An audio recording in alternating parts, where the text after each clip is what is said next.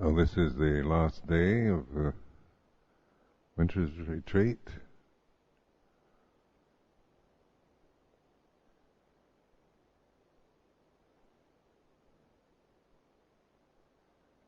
And then the changing conditions that follow. Notice any kind of feelings of anticipation, or when things come to an end, on the conventional level, then there's always the future. There's a kind of certainty in a organized retreat. That's very pleasant. Like 3 months, I was like that. 3 months, kind of, the movements of coming and going, and that are minimal, and the emphasis on the more formal aspects of meditation practice. And then the end of the retreat and springtime, people coming and going until the beginning of the Vasa.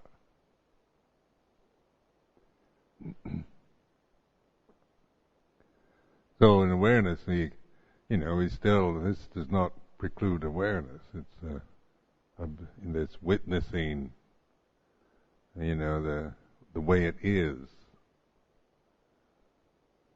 in terms of how you, as an individual, are experiencing it. And it's not a critical function.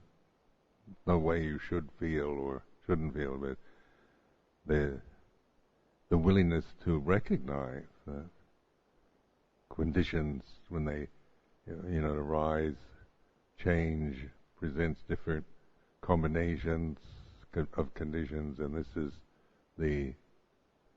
what I can observe in the present. The mood, or the anxiety, or the longing, or resentment, or whatever comes is to be encouraged to be seen. It is what it is.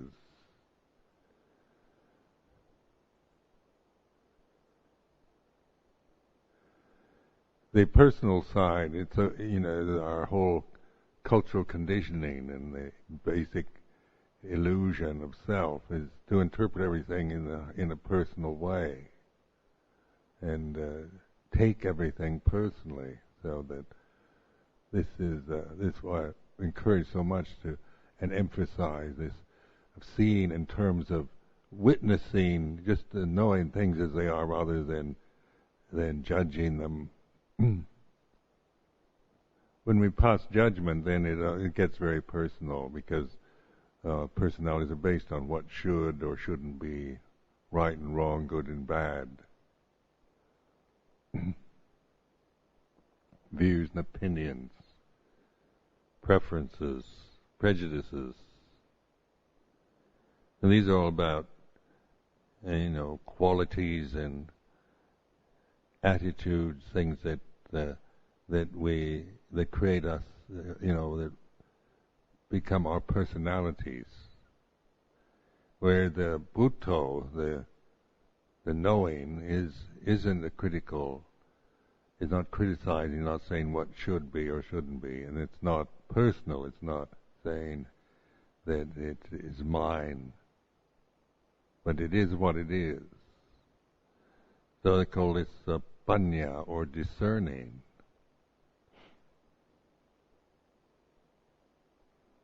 Discerning, and to know the condition as the condition, to know the unconditioned as the unconditioned. Knowing self is like this, the atta, the personality, non-self.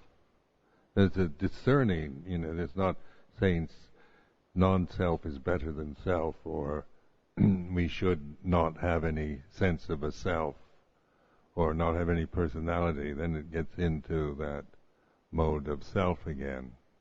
Even the denial of self is still self. So that's why it is budgetang. It has to be. You have to know this. It's not a position you take. It's an insight, direct insight that can't be conveyed through words, through teachings, but through realization, through understanding.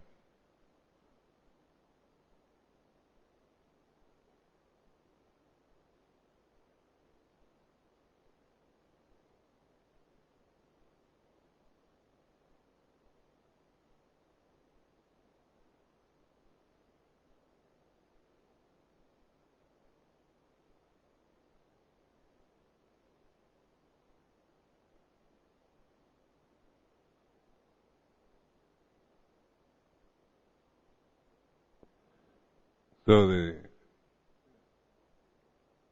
practice is a patipata in daily life, and this is a challenge because it's so easy to get caught up into the urgencies and the problems of the world and the sangha and the society, and get overwhelmed because emotional experience can be, is overwhelming to us. Strong views, strong emotions,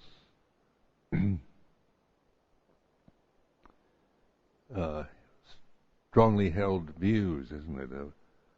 It has to be like this, or this is wrong, and the way we can condemn ourselves or others, or take very fixed positions. So in relating to each other, as individuals, and it's always irritation, different ways of reacting, different attitudes. So see this as all opportunity, to practice this, to be in the awareness rather than the personality.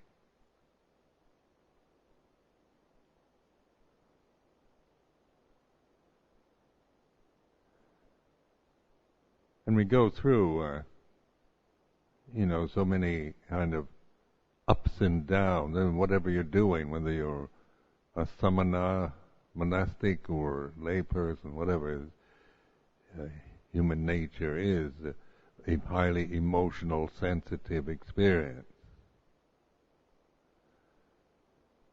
And so that's just the way it is. And you're living, and you're born as a human being on this planet, and with a conscious form that's a sensitive form, then, and we take this all very personally, then life is a fraught situation. Because there's going to be so many things that just irritate or frustrate us, or that we dislike intensely or prefer. It's so easy to interpret everything from personal position, because it seems very personal.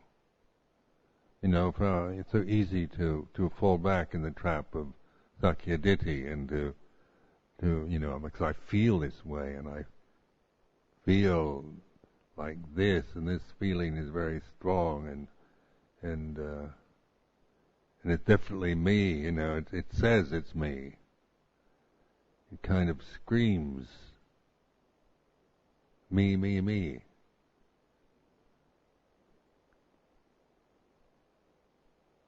And so it's easy to, totally, be overwhelmed to this me and mine, because it's quite insistent and demanding. And that's where this sense of refuge is so important. Bhutang Dhammang Sanghang is a convention in itself, but it's not a reinforcement. It's not me as a person taking refuge.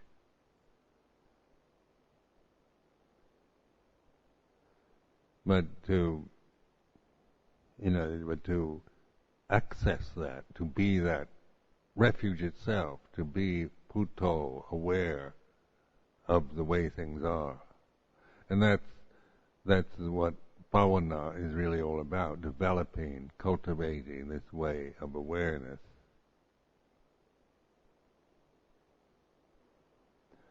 Sangho then is a individual practicing, there's the Buddha, the knowing, the Dhamma, the known, the way it is, and the Sangha, and then we talk about the Aryan Sangha, the Sotapanna, Sakata, Kami, Anakami, Arahat. And when you try to decide whether, what level of attainment you've achieved, then you've lost the point again.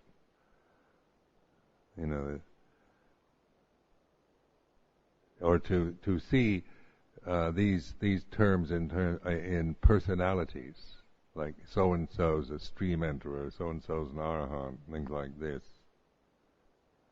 because that's coming from ignorance and from self-view again, from projections, from views about these things, interpretations we make from scriptures. So in reflection, like the 10 fetters, I found that, really important reflection because they're really, they're not meant to be, I've got to get rid of the 10 fetters or free myself from the fetters, but there's like a list that you can reflect from, just like Sakya Titi, Silabhata Brahmasa, Vicikiccha. What, these are the Pali words. Sakya Titi as the ego. Silabhata Brahmasa, attachment to conventions or institutions or cultural conditioning. And Vicikiccha is the doubt that inevitably comes from being attached to thinking.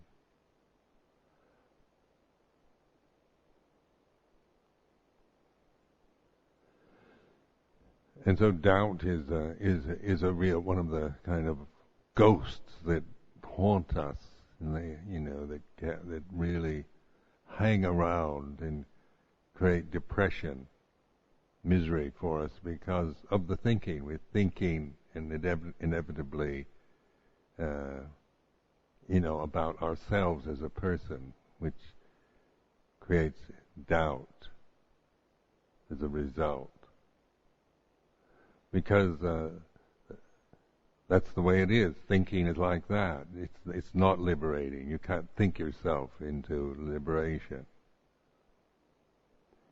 It's learning to let go of thinking, let go of convention, let go of the ego, and not getting rid of them. It's not an annihilation, but letting go means to know them for what they are. They arise, they cease according to conditions.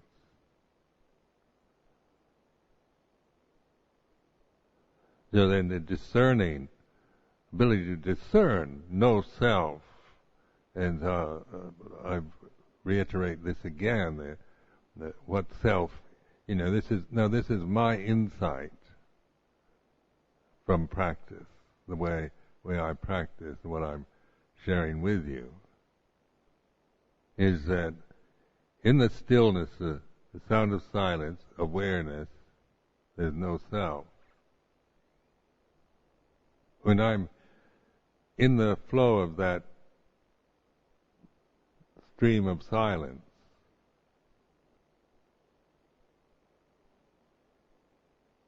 non-thinking. The thinking ceases, but it's certainly alert, conscious, alert.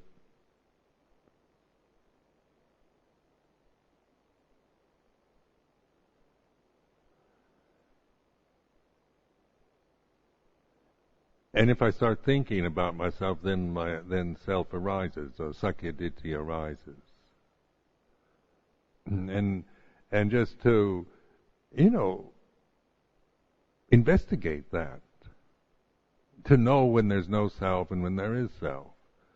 It's not to get rid of self or sakyaditi, and be a totally, the ideal of being somebody without any personality, or just a bland kind of blah of awareness, and all self, all idiosyncratic tendencies and personal qualities, fade away or disappear, and you're just kind of like a permanent, like a zombie almost, or totally unfeeling. Or we can idealize, like an arahant, as being just, some ideal of that we create with the self, a self that we create with ideas about perfection or what arahants really are. But if you apply the fetters, the first three fetters is to see through that, to be free from those first three fetters is stream entry, the sotapanna. Well, if you reflect in this way, then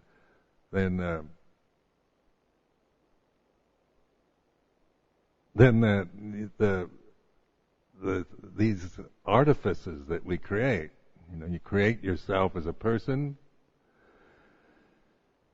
You're culturally conditioned, programmed to be strongly identified with your cultural conditioning, social identities, institutions, Buddhism included, Theravada included, tradition, and all the rest. These kind of conventions that human beings create. And then, cultural, we have our own kind of cultural precedent. So, like whatever society or country you're born into, you're going to be conditioned by that experience, by the attitudes, prejudices, assumptions of that society. It's inevitable. And the only way that one can transcend that is through the awareness of it, the Silabhata Paramasa. It's generally interpreted as attachment to rites and rituals, but I expand that into, conventions of all sorts, identity, attachment to conventions, assuming, because so much of cultural conditioning isn't in a kind like education, it's just acquired through being born into your particular family, and the what you pick up, that isn't, taught in school, but you pick up when you're still innocent child. You acquire the cultural attitudes of right and wrong and what should or shouldn't be accordingly.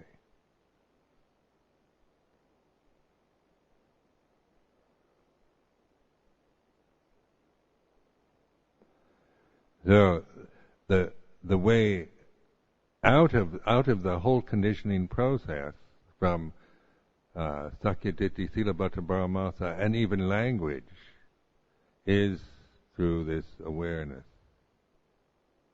It's before any of these things arise, and it is present when these things cease.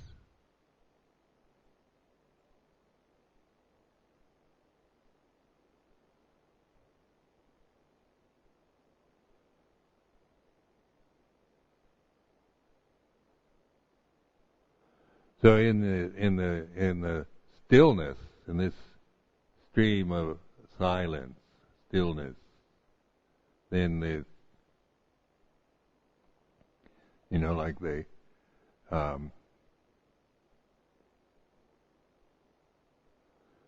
still water flowing, the fountain out in the cloister, or Luang Por Chah, taken from Luang Por Chah's Nam Lai Ning, still water flow, still water flowing is a good kind of metaphor.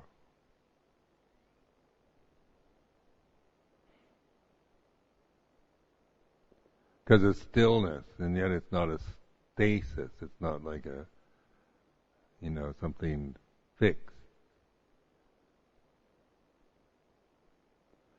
But as our attention to that, as we let ourselves, say,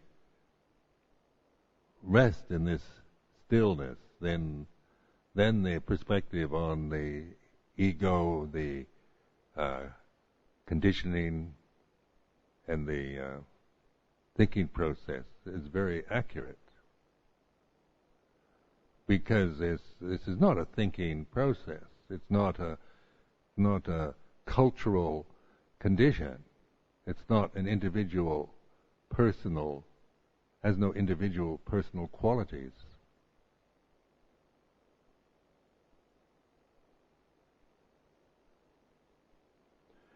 So in terms of experience, it could, it's not male or female. Not a monk or a nun or a lay person or Christian or Buddhist or Jewish or anything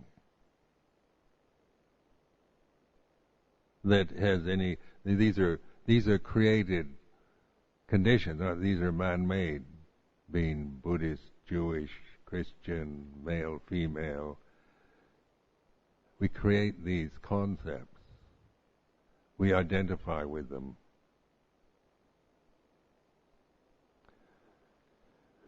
So breaking out of that rigidity and the limitation of those habits is the Putto, Dhammo, Sangho.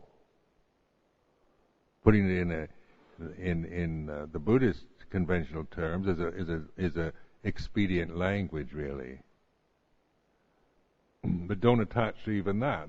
Those are just terms to remind ourselves, because it's so easy to fall back into personal views and cultural habits and habitual thinking,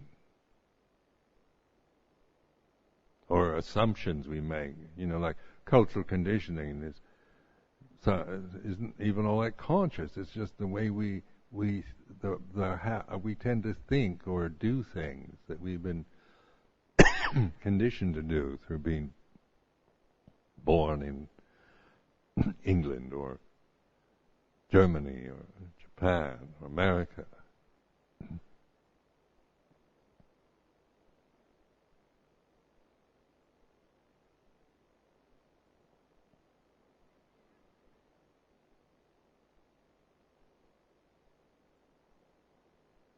So to allow this to be, the conscious, we're already conscious, aren't we? There's nobody questioning that. Anyone here not conscious right now? And then awareness, we can be conscious but still totally lost in delusion.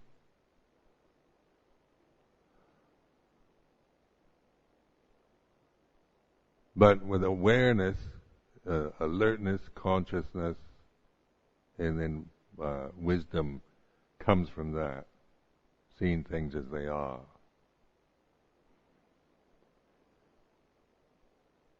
So in daily life, then apply that. No matter what you're feeling, no matter how emotionally stirred up you might be, there is a point where you suddenly realize you are. You've lost it. You've been carried away. Got carried away with your emotions. and then use that as that moment of recognition. Instead of adding to it by saying, "Oh, I'm not mindful, and I just get carried away. I have no control. I just get lost in my feelings, and poor me." And that, stop doing that. Determine to stop feeling sorry for yourself or condemn yourself for being heedless, but learn to just be more aware. That say, I use sound of silence when I catch myself being carried away, and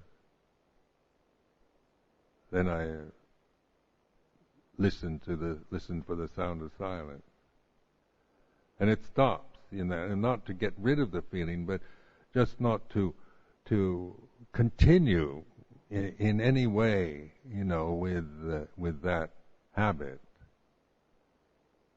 Not to keep feeding it, because even I've lost it. I was heedless, and all these years I've been practicing, and I still get angry, and I'm, what can I do about it? Maybe I've wasted my life, all that kind of thinking. Years ago I determined to stop doing that, to trust in that moment of suddenly I realize I've been, carried away with a feeling or emotion.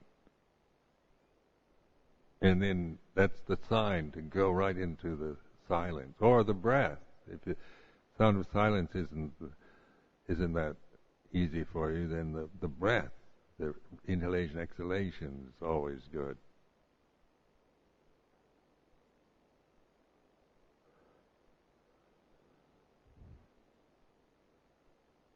Sometimes I've let myself become deluded, like the way the world can, become very urgent and incredibly important, and things that happen in the Sangha, and threats, and that in the world there's something terrible is going to happen. We must do something. We've got to, and this isn't fair, or somebody's a real troublemaker. We've got to do something about them. We get into kind of witch hunting mode. The crucifixion. We can't let them get away with it. And then that can be very urgent, strong feeling, and righteous, very righteous. But this is where we get carried, and that we can easily get carried away by those strong feelings. And then that moment where you realize what you're doing.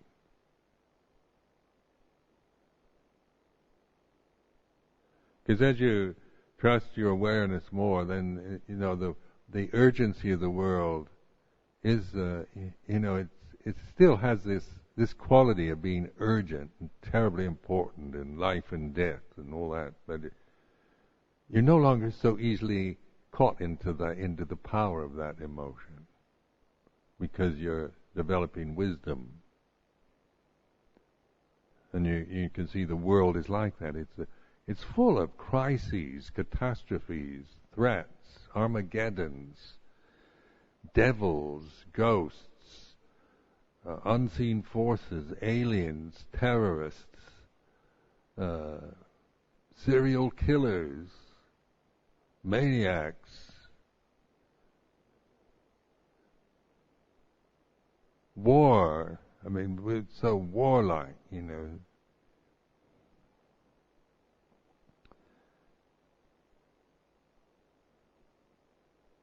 And we're so critical, just the way we, the society here is so critical of everything.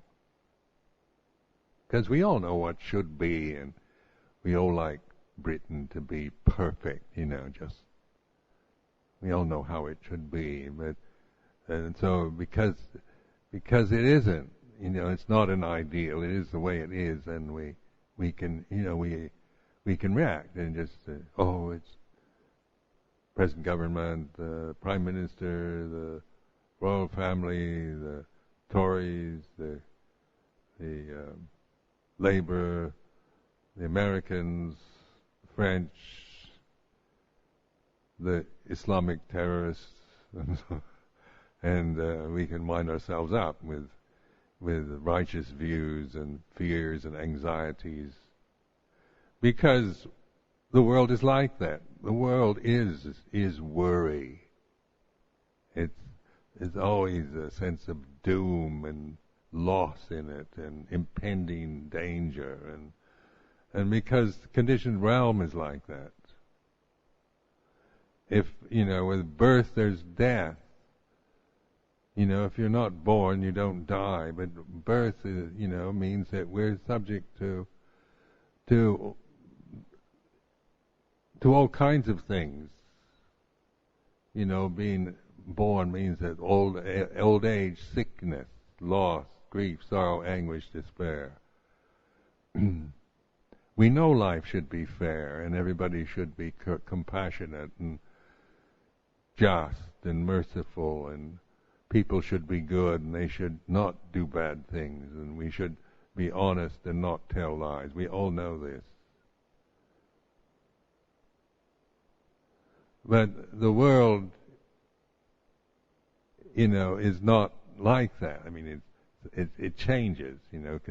Honesty, lying, war and peace. You can't sustain any of these conditions. They're not ultimate. They are sankharas, arising, ceasing. So you can only feel, threatened by samsara because its basic nature is dukkha. It's unsatisfactory. So then and that's not a criticism, it's not a complaint either. It's just a recognition. Why seek for security and insecurity? If you really know, through your own insight, through investigation of Dhamma, all sankharas are impermanent, then you're no longer demanding permanency from sankharas. You're no longer idealizing sankharas and saying how they should be, because they can only be the way they are.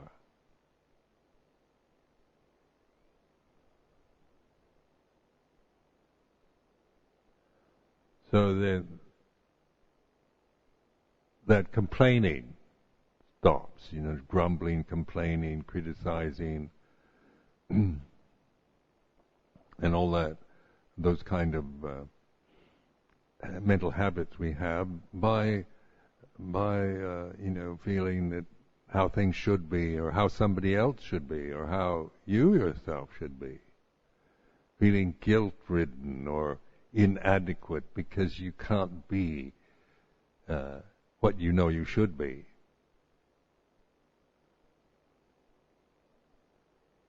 So, I know I should be wise, compassionate, generous, kind. I know that. Like to be like that too.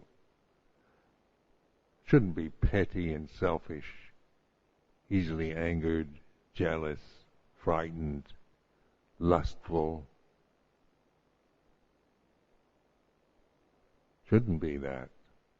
A good bhikkhu is, that's an ideal again, isn't it? So he pointed what ideals are.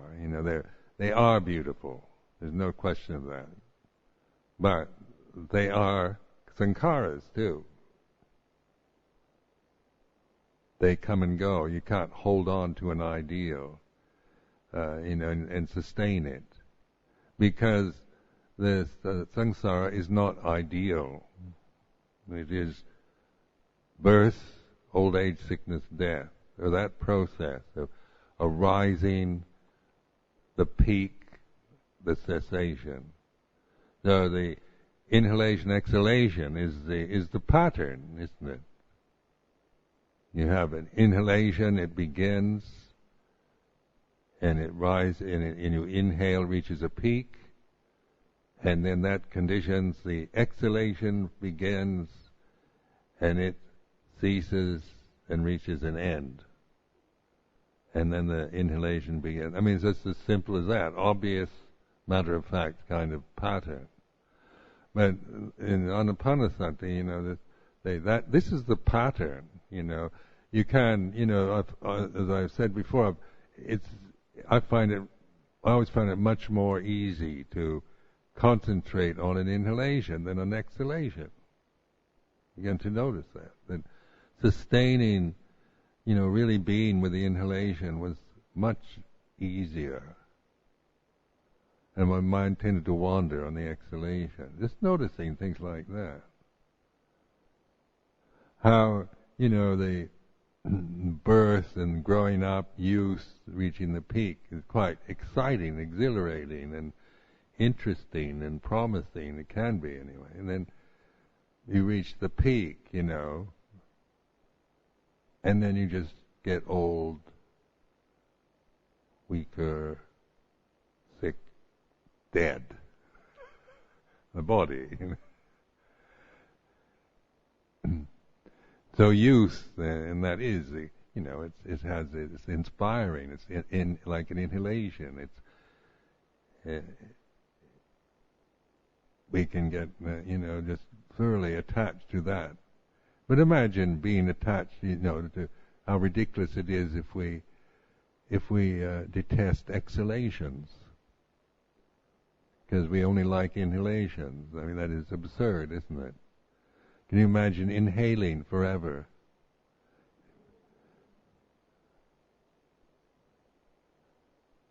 That sounds even painful, doesn't it? What if you couldn't stop inhaling? You'd kind of blow up like a dirigible or something.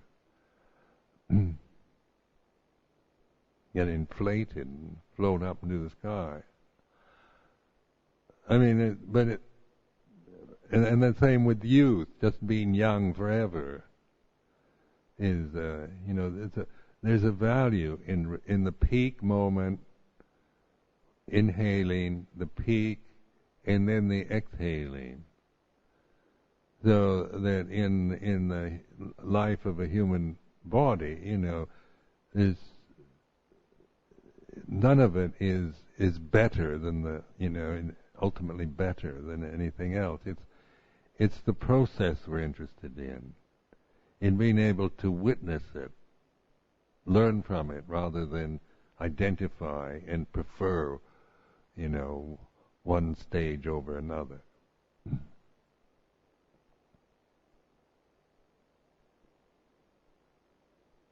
So then death is, inevitable death of the body. I'm quite looking forward to it. When I think about it, it's like I feel prepared for death, having, lived the way I have for so many years. For physical death.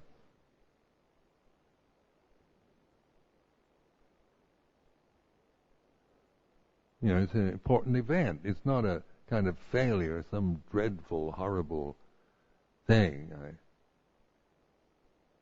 It's like the opportunity that we have in this, with the birth, and then the reaching the peak of health, vigor, youth, and then the decline. Rather than seeing it personally, like, from the personal level, vanity and all that is offended because our standard for beauty is based on youth. So, in a personal way, then you're no longer very attractive, or wrinkled, weak. I used to be strong, now I'm just, huffing, puffing, and taking it all personally, rather than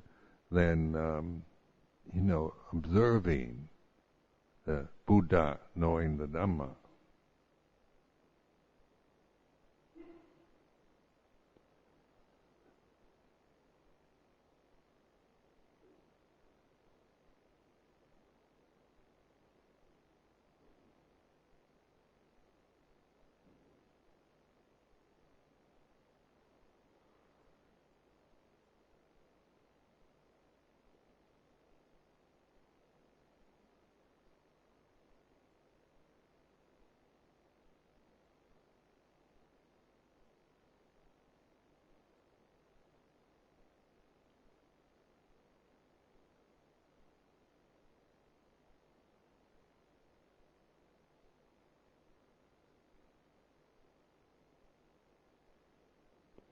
So then, Silabhata Paramasa, this silent stream, sound of silence, is no culture.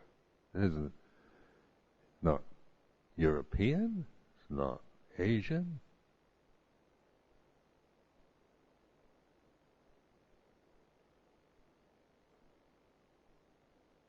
Has no class, ethnic preferences or anything.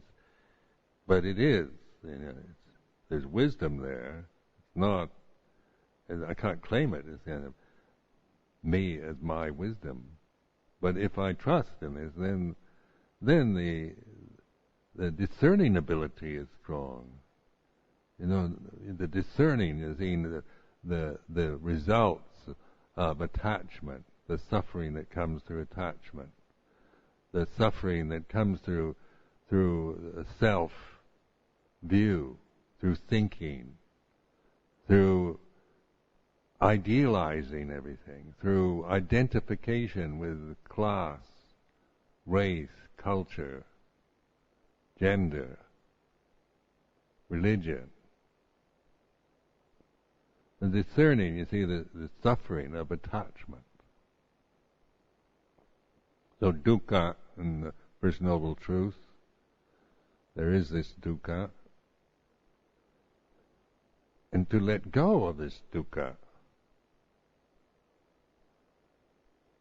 not through some kind of personal effort, but through awareness.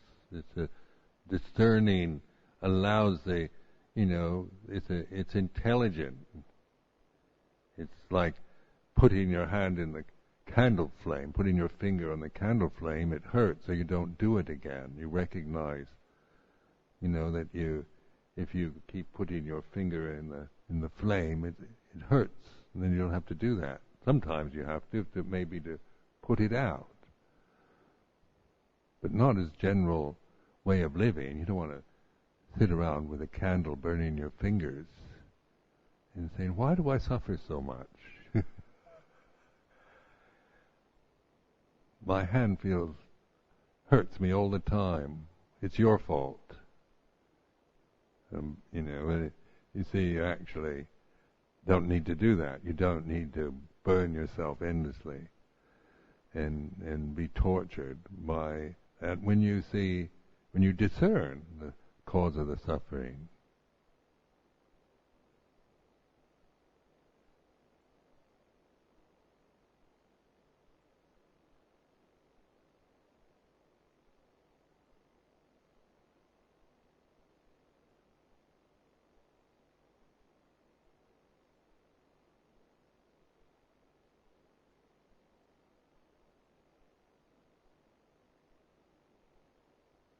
Now, when the following fetters deal with Sakadagami, Anagami, Arahant, but the first three are very interesting because they're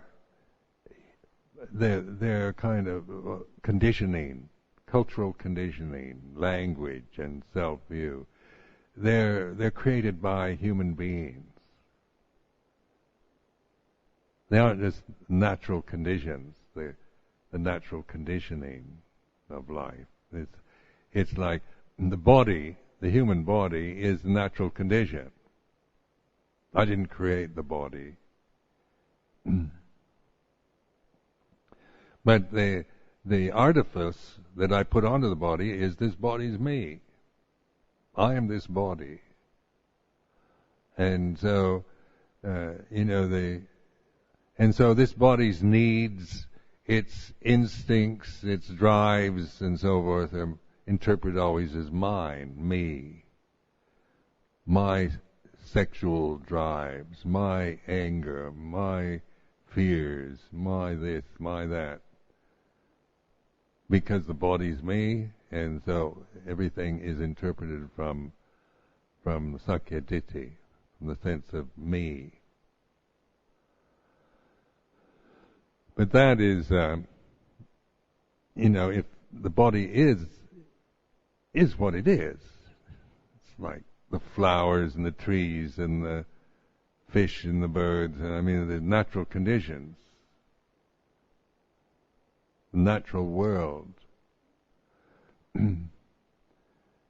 So in terms of sakyaditi, then I claim it and define it and judge it from my critical mind. But if I stop doing that, if I see through that illusion, then the body still exists, it's still breathing and needs to eat food and needs to rest and so forth.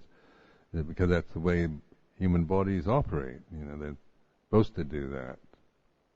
But the identity with it is merely conventional. It's not taken personally anymore. It's not. Anyone still say I need to eat something. It doesn't mean that I'm still deluded with sakyaditi. It's just conventional way of speaking. But the illusion of I have to have something to eat, the sense of I and me, is no longer the believed in as in the way that it was before one understood things in terms of Dhamma. So in the Silabhata Brahmasa, Vicikicca, these are, just because these are quite obvious when you see them. They are, it's for thinking you use language, and languages are created by human beings.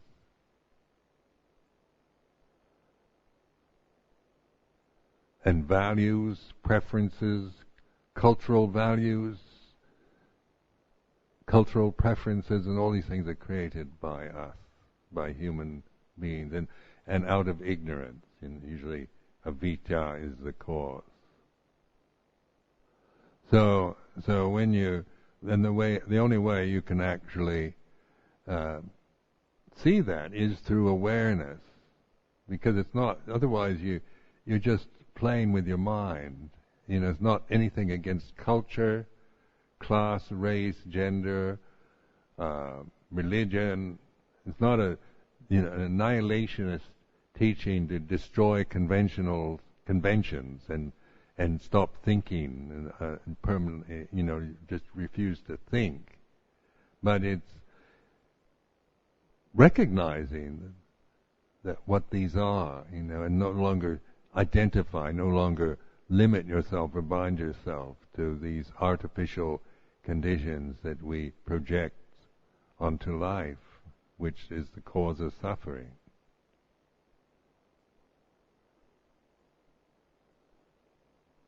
Then the fetters that follow is still, we've got the basic instincts of the human body, still sexual desire. This is the natural energy that the body has, procreation, isn't it? But it's no longer seen in terms of personal identity.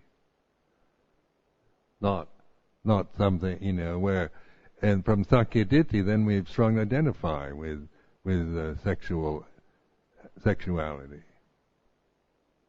In the West, we make it incredibly complicated problems around the sexuality of our bodies and strong identities with it. The kind of obsessions around sex that we have now, all the pornography and just this identity and defining ourselves according to sexual tendencies is all delusion, not Dhamma. But when we see through that, we still have the sexual energies, because that's the nature of the body. This is how we got here in the first place. So the bodies are sexual, that's their nature.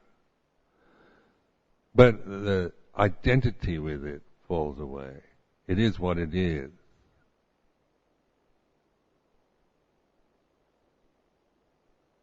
So it's not permanent. It rises and ceases. Sexual desire rises and ceases according to conditions. And don't take it personally.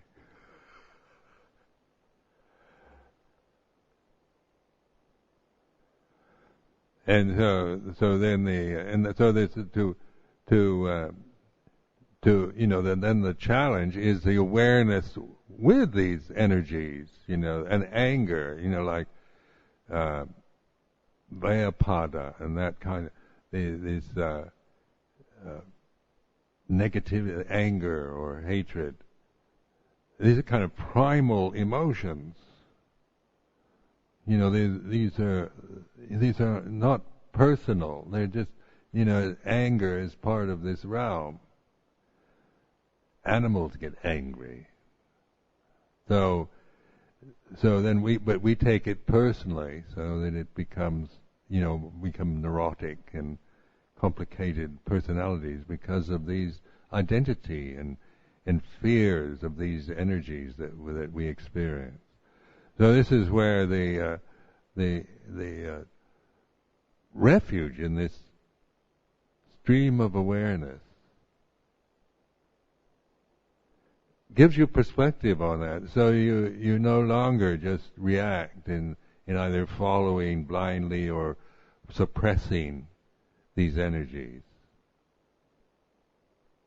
And from that, then those strong energies no longer can dominate, and no longer delude us. So then we it gets into refinements of piti, sukha, refined states. We can get very attached to when the negativity is no longer a problem, or the strong primal energies. Then we can abide in very pleasant mental states and get very attached. Then the arahant is the relinquishment of uddhacca, mana, and avijja. So that there's restlessness.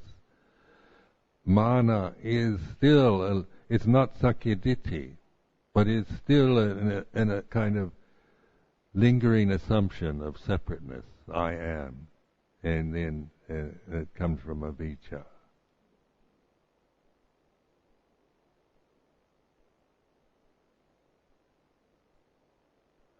So in these fetters, in these stages, then they're like references to help us.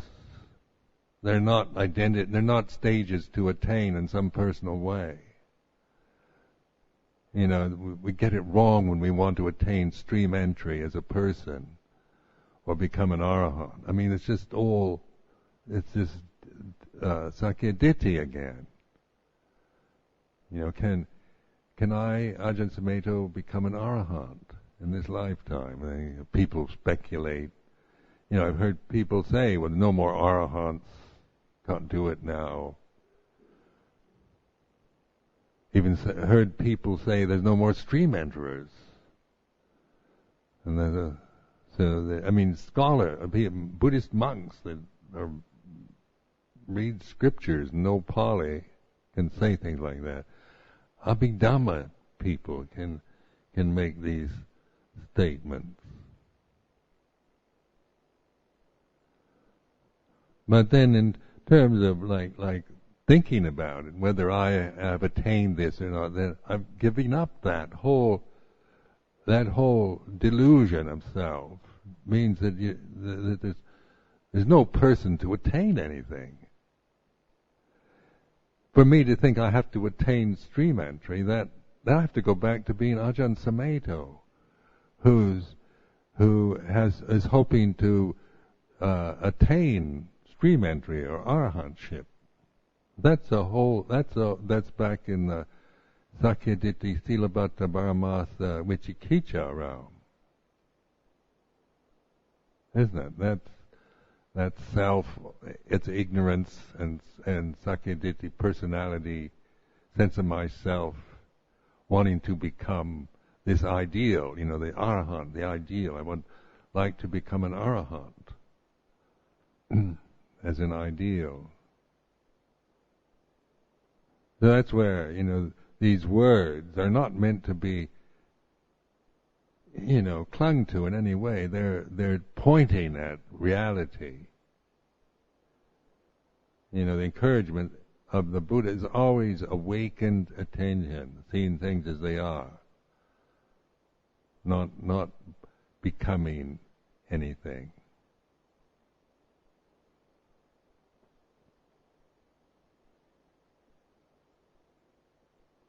So you can see how easy it is to misuse even a convention. If we attach to the conventions of the Pali teachings and Theravada Buddhism, then we become Theravadan Buddhists, Pali scholars, but we'll never, it's not liberating. And then in itself, it can't liberate us, because there's so much personal investment in being a scholar or an authority or an experienced meditator or a meditation master or a teacher, an Ajahn, a Theravadan Buddhist. We become cultish, sectarian. And those are all Sakyaditi Silabhata Paramasa Vichikicha.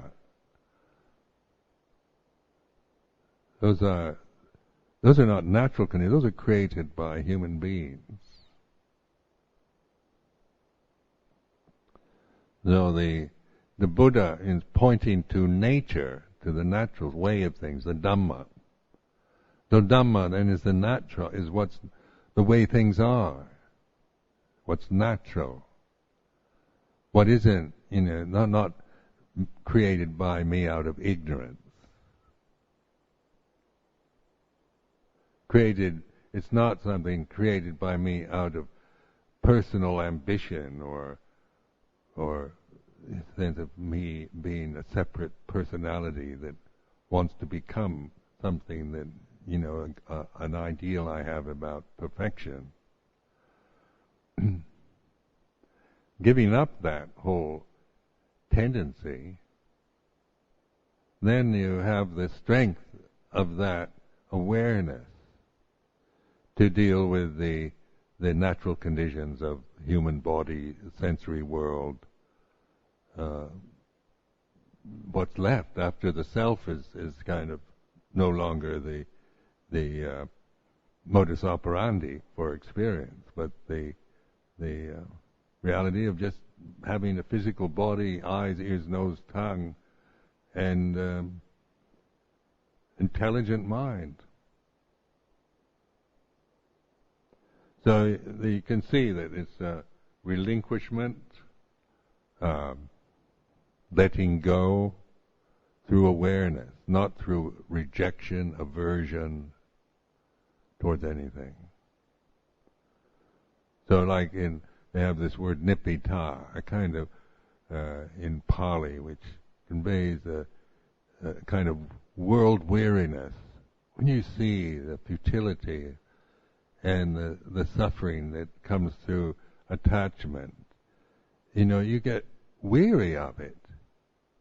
And if you look at yourself, if you're really aware, you get tired of yourself thinking the same old boring thoughts and reacting the same inadequate ways to situations, and the same conceit and arrogance manifesting over the years.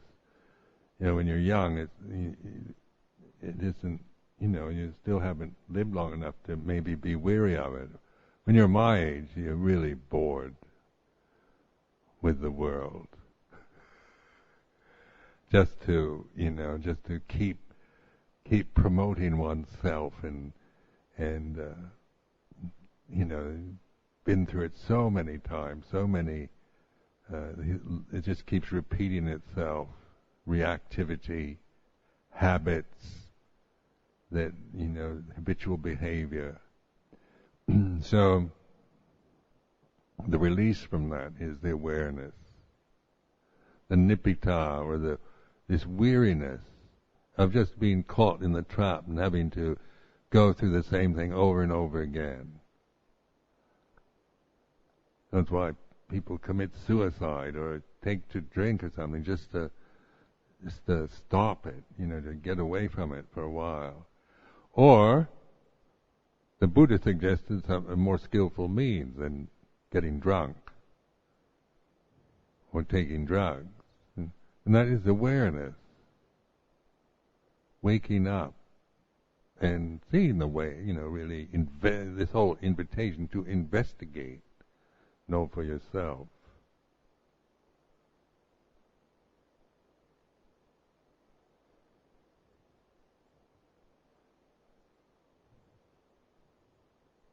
So in the following weeks we have the Terras meeting, the Elders meeting.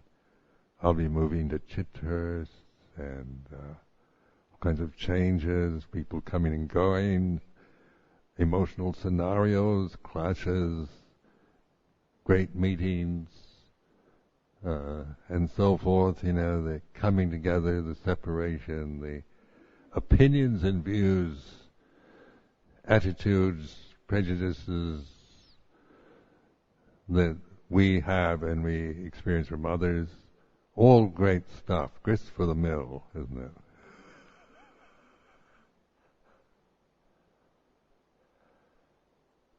So don't worry about it, but see it as, and if you get lost in it, okay, well, that's okay, not demanding that you don't get lost, but trust in that moment where you suddenly realize that. At least that's with me, suddenly I can get lost in an emotion or in something or other, some conditioned thing, and then there's a point where I realize what I've, the kind of awakened state.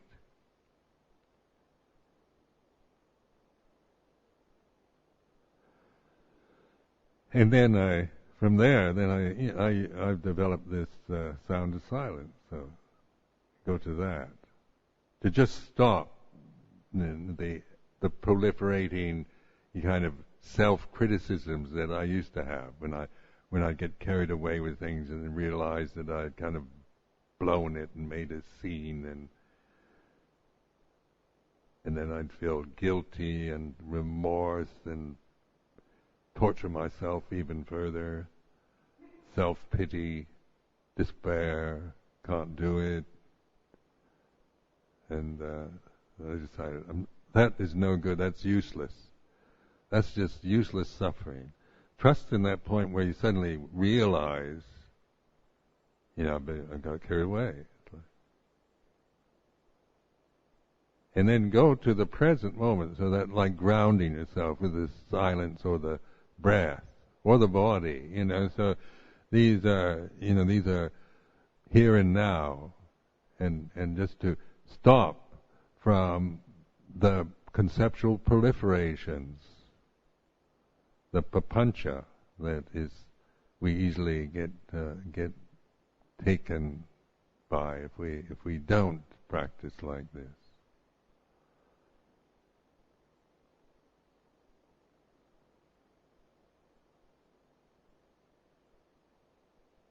So I've always liked these winter retreats. I really don't want it to end. I'd like to have another month at least. You think we could extend it for the month of April?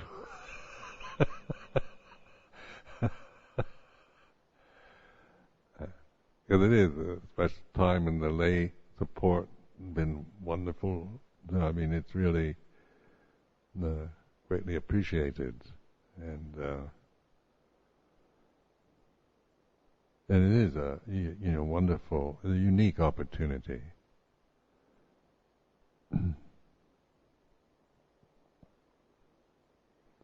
But we can't depend on that either. It's an ongoing. Life is.